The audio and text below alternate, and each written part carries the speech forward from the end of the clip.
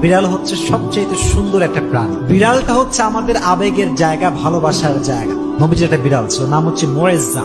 নাম কি? মুয়েজ্জা। একটা হাদিসে এসেছে, অবাক করা হাদিস। দেখেন, নবীজি একবার ঘরে প্রবেশ করলেন, নবীজির জামা রাখা আছে।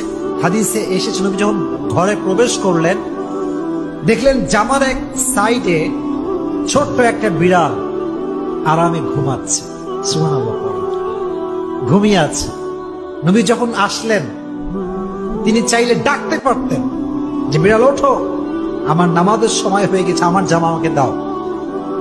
এই হাদিসটি আমি সকালে পড়েছি, বড্ড অবাক হয়েছে। হাদিসে এসেছে নবী বিড়ালকে ডাকেন নাই, তার শরীরে স্পর্শ করেন নাই। নবীর জামার যে অংশে বিড়ালটা শুয়েছিল, নবী যে ওই অংশটুকু কেটে ফেলেছেন, তবুও বিড়ালকে ডিস্টার্ব করে নাই। সুবহানাল্লাহ।